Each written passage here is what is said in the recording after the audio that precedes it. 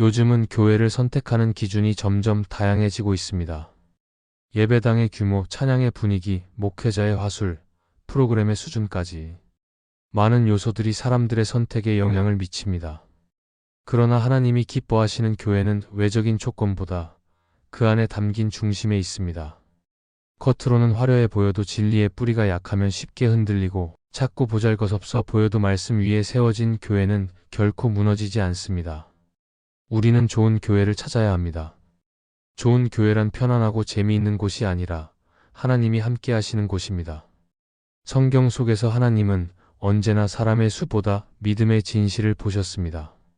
그러므로 교회를 볼 때도 우리의 기준이 아닌 하나님의 기준으로 분별해야 합니다. 이 설교가 중요한 이유는 교회가 단순히 예배드리는 장소가 아니라 우리의 영혼을 세우는 터전이기 때문입니다. 올바른 교회를 선택하지 않으면 신앙의 방향이 흔들리고 결국 하나님과의 관계도 약해질 수 있습니다. 하나님은 오늘도 말씀으로 교회를 세우시고 진리로 그분의 백성을 이끌어 가십니다. 오늘은 좋은 교회를 선택하는 가장 확실한 기준이 무엇인지 함께 나누며 우리의 신앙이 어디에 뿌리 내려야 하는지를 돌아보려 합니다. 첫째, 좋은 교회는 설교가 감동적이기보다 성경적입니다. 교회를 찾는 사람들 중에는 설교를 듣고 감동을 받는 것이 가장 중요하다고 생각하는 경우가 많습니다. 그러나 진정한 설교는 감정적인 위로를 주는 말이 아니라 하나님의 진리를 바르게 전하는 말씀이어야 합니다. 감동은 잠시 머물지만 진리는 영혼을 변화시킵니다. 그러므로 좋은 교회는 설교가 얼마나 감동적인가 보다 그 말씀이 성경에 근거하고 있는가를 기준으로 삼습니다. 하나님은 사람의 마음을 흔드는 말보다 그분의 뜻을 분명히 전하는 말씀을 기뻐하십니다. 예수님께서도 말씀을 전하실 때 사람들의 감정을 자극하려 하지 않으셨습니다. 오히려 불편할 정도로 진리를 분명하게 말씀하셨습니다. 산상수훈에서 예수님은 마음이 가난한 자, 애통하는 자, 의를 위하여 핍박받는 자가 복이 있다고 하셨습니다. 당시 사람들에게는 이해하기 어렵고 듣기 부담스러운 말이었지만 그 말씀 속에 하나님의 나라의 본질이 담겨 있었습니다. 예수님은 감동보다 진리를 선택하셨고 그 말씀은 세상을 바꾸는 능력이 되었습니다. 좋은 교회의 설교는 단순히 듣기 좋은 말이 아닙니다. 때로는 우리의 죄를 드러내고 우리의 교만을 꺾으며 회개의 자리로 이끄는 말씀이 진짜 복음입니다. 듣기에 편안한 말만 전하는 교회는 결국 성도들이 변화되지 못하게 만듭니다. 반면 말씀을 중심에 두는 교회는 성도들이 아픔 속에서도 하나님께로 돌아오게 만듭니다. 말씀은 우리의 영혼을 찌르고 우리 안에 숨어있는 죄를 드러내며 새롭게 하시는 하나님의 도구이기 때문입니다. 사도 바울은 디모데에게 이렇게 말했습니다. 때를 얻든지 못 얻든지 말씀을 전하라고. 그것은 복음이 단순히 위로의 메시지가 아니라 생명을 살리는 능력이기 때문입니다. 좋은 교회는 설교를 통해 사람을 만족시키지 않습니다. 오히려 성경의 진리를 통해 하나님께로 이끌어가는 일을 가장 소중하게 여깁니다. 그래서 그런 교회에서는 설교를 듣는 순간 단순히 눈물이 나는 것이 아니라 마음이 뜨거워지고 삶을 돌이키고 싶은 결단이 생깁니다. 그 설교는 설교자의 언변이 아니라 성령의 역사로 인해 영혼 깊은 곳에 닿기 때문입니다. 또한 성경적인 설교는 삶의 방향을 분명히 제시합니다. 사람의 생각과 세상의 논리는 흔들리지만 성경의 말씀은 변하지 않습니다. 그러므로 좋은 교회는 성경을 기준으로 교인들의 삶을 인도합니다. 말씀을 삶의 중심에 두는 교회에서는 신앙이 단단해지고 믿음이 흔들리지 않습니다. 반면 감정만을 따라가는 교회에서는 처음엔 뜨겁지만 시간이 지나면 쉽게 식어버립니다. 감정은 바람처럼 변하지만 진리는 반석처럼 견고하기 때문입니다. 성경적인 설교가 중심이 되는 교회는 성도들에게 올바른 분별력을 심어줍니다. 그들은 세상의 소리보다 하나님의 말씀을 더 신뢰하게 됩니다. 또한 그 말씀은 성도 개개인의 삶 속에서 구체적으로 열매를 맺게 만듭니다. 설교가 단순히 듣고 끝나는 것이 아니라 삶으로 이어지는 힘을 주기 때문입니다. 말씀은 듣는 것으로 끝나지 않고 순종할 때 비로소 능력이 됩니다. 좋은 교회는 그 순종의 길을 함께 걸어가게 하는 공동체입니다. 하나님은 오늘도 말씀 위에 세워진 교회를 찾고 계십니다. 설교가 감동적일 수도 있지만 그 감동이 성경에서 비롯된 것이어야 합니다. 진리에서 벗어난 감동은 잠시의 위로일 뿐이고 결국 영혼을 메마르게 만듭니다. 그러나 성경에서 나오는 말씀은 우리의 삶을 새롭게 하며 하나님과의 관계를 회복시킵니다. 그러므로 좋은 교회를 찾고자 한다면 그 교회의 설교가 얼마나 성경적이고 말씀 중심인지 살펴야 합니다. 거기에 하나님의 뜻이 머물고 성령의 기름 부음이 임하기 때문입니다. 둘째, 좋은 교회는 문제를 숨기지 않고 진리로 다룹니다. 어떤 교회는 평안해 보이지만 그 평안이 진리 위에 세워진 것이 아니라 문제를 덮은 결과일 때가 있습니다. 그러나 하나님은 문제가 없는 교회를 원하시는 것이 아니라 문제가 드러날 때마다 진리로 해결하는 교회를 기뻐하십니다. 겉으로는 평온해 보여도 진리 없이 유지되는 평안은 결국 오래가지 못합니다. 반대로 갈등이 있고 아픔이 있어도 그 안에서 진리로 서로를 세워가는 교회는 시간이 지나면서 단단해지고 성숙해집니다. 좋은 교회란 완벽한 교회가 아니라 문제 속에서도 하나님 앞에 정직한 교회입니다. 성경은 교회 안에 문제가 생기는 것을 숨기지 않습니다. 고린도 교회는 은사가 풍성했지만 분열이 있었고 갈라디아 교회는 열심이 있었지만 복음을 오해했습니다. 그러나 사도 바울은 그 교회들을 책망하면서도 포기하지 않았습니다. 그는 진리를 가지고 그들의 문제를 바로잡으려 했습니다. 이것이 바로 하나님이 교회를 다루시는 방식입니다. 하나님은 우리의 허물을 덮기보다 진리로 드러내어 회복시키십니다. 그 과정을 통해 교회는 정화되고 믿음은 깊어집니다. 좋은 교회는 진리를 두려워하지 않습니다. 오히려 진리가 아픈 상처를 드러낼지라도 그것을 통해 회복이 이루어진다고 믿습니다. 그래서 그런 교회에서는 잘못이 드러나도 숨기지 않습니다. 대신 함께 기도하고 말씀 앞에서 자신을 돌아보며 다시 올바른 길을 찾습니다. 그것이 진리가 교회를 다스리는 모습입니다. 하나님은 교회가 화려한 건물로 자랑하는 것보다 그 안에 진실함과 정직함이 머무는 것을 더 기뻐하십니다. 문제를 진리로 다루는 교회는 세상 앞에서도 당당할 수 있습니다. 왜냐하면 그 교회는 체면보다 하나님 앞의 진실을 더 소중히 여기기 때문입니다. 사람의 눈을 의식하면 문제는 커지고 진리를 의식하면 문제는 작아집니다. 하나님은 교회가 세상의 평가보다 말씀의 기준으로 바로 서길 원하십니다. 그러므로 좋은 교회는 세상의 기준이 아닌 성경의 기준으로 자신을 점검합니다. 누군가의 실수가 생겨도 그를 정죄하기보다 말씀으로 품고 세워갑니다. 진리는 판단의 칼이 아니라 회복의 빛이기 때문입니다. 또한 진리를 붙드는 교회는 용서를 배웁니다. 문제를 숨기지 않고 다루는 과정은 결코 쉽지 않지만 그 안에서 사랑이 자라고 용서가 깊어집니다. 갈등을 진리로 다루면 미움이 아닌 화해로 이어지고 상처가 아니라 성장으로 결실을 맺습니다. 하나님은 이 과정을 통해 교회를 정결하게 만드십니다. 우리가 완벽하지 않아도 진리 앞에 설 때 하나님은 그 교회를 성령으로 새롭게 하십니다. 세상은 교회가 문제를 드러낼 때 실망합니다.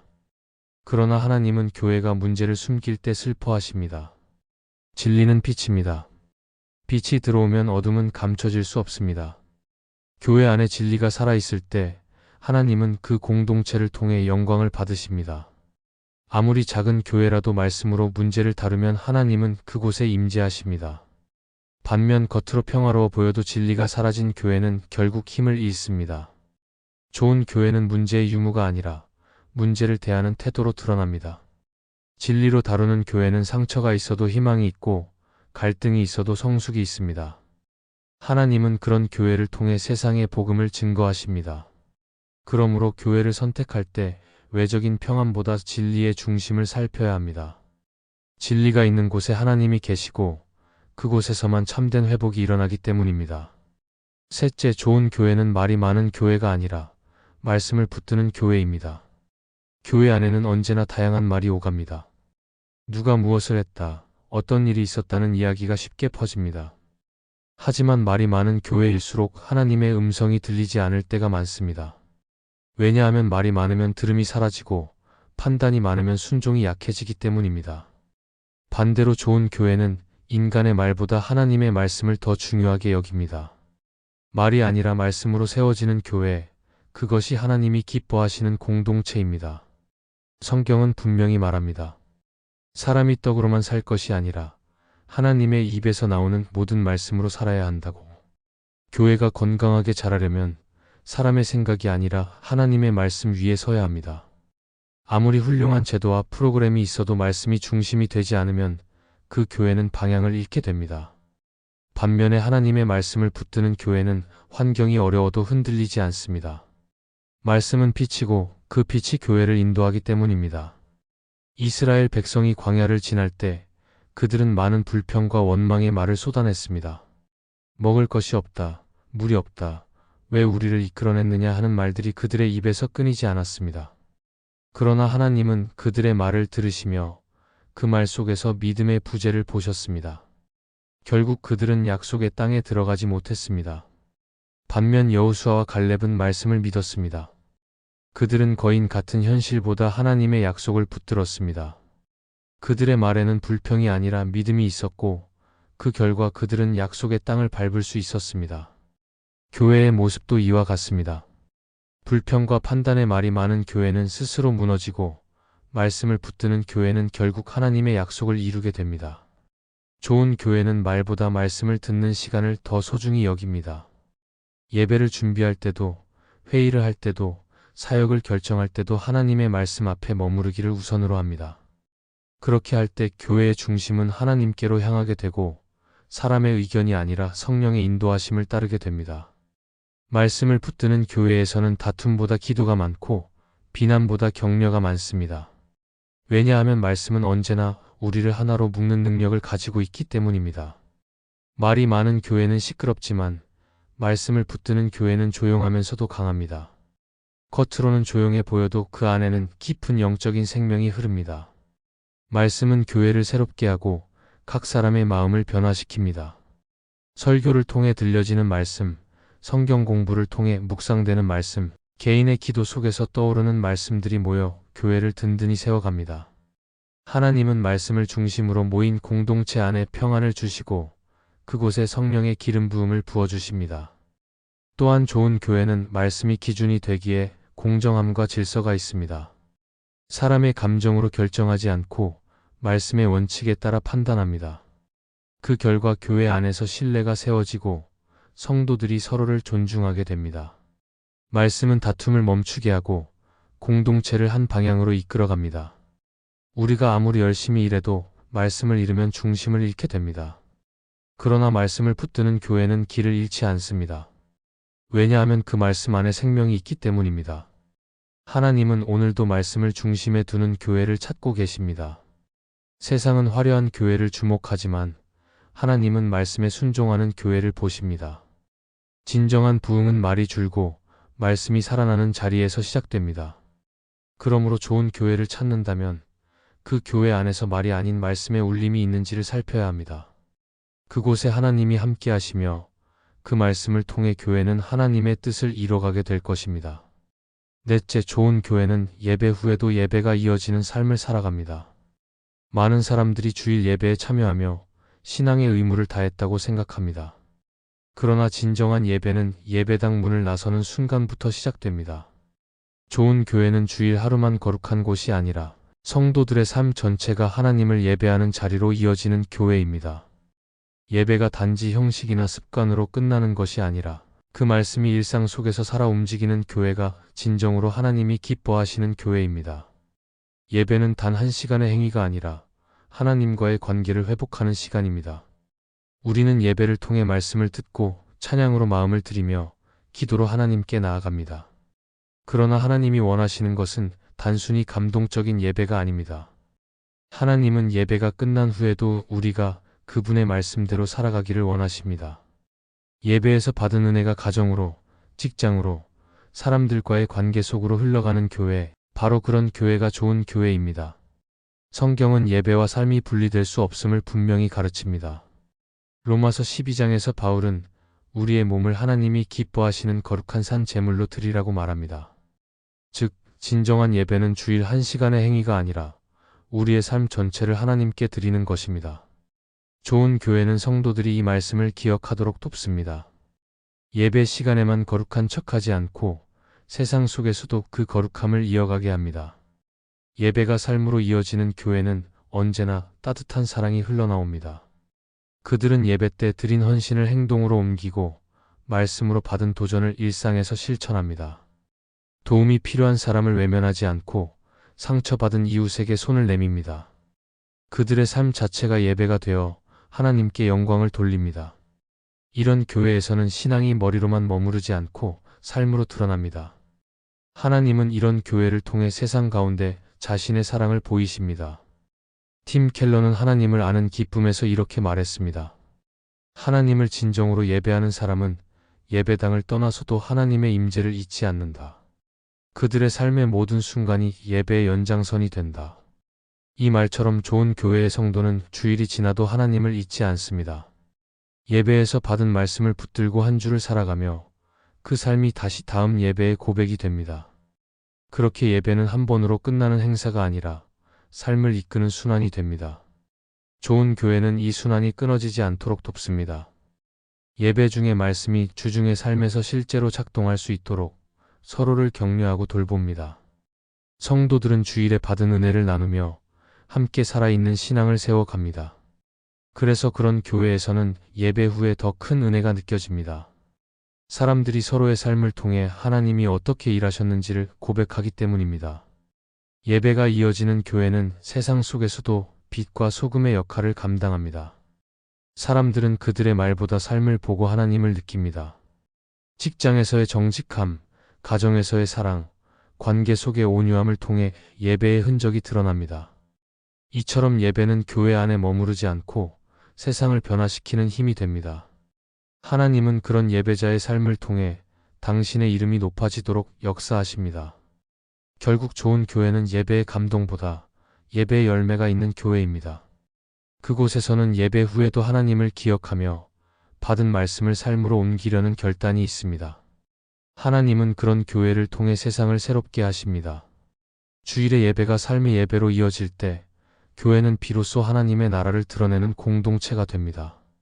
그러므로 좋은 교회를 찾는다면 그 교회의 예배가 끝난 후의 모습을 보십시오. 그들의 삶 속에 여전히 예배가 살아있다면 그곳이 바로 하나님이 함께 하시는 교회입니다. 좋은 교회를 찾는 일은 신앙의 방향을 정하는 일과 같습니다. 하나님은 겉모습보다 중심을 보시며 화려한 건물보다 진리 위에 선 공동체를 기뻐하십니다. 그러므로 교회를 선택할 때는 말씀과 기도, 사랑과 순종이 살아있는지를 살펴야 합니다. 하나님께서 함께 하시는 교회는 늘 겸손하게 자신을 돌아보고 세상 속에서도 복음의 향기를 드러냅니다. 오늘 우리의 발걸음이 그런 교회로 향할 때 하나님은 그 안에서 우리의 믿음을 자라게 하시고 그 교회를 통해 세상을 밝히실 것입니다. 이 말씀이 마음의 은혜가 되셨다면 좋아요와 구독으로 함께 해주세요. 그리고 댓글에 아멘이라고 남겨주시면 하나님의 은혜가 더 많은 사람들에게 전해질 것입니다. 여러분의 삶 위에 하나님의 은혜가 언제나 함께 하시기를 바랍니다. 감사합니다.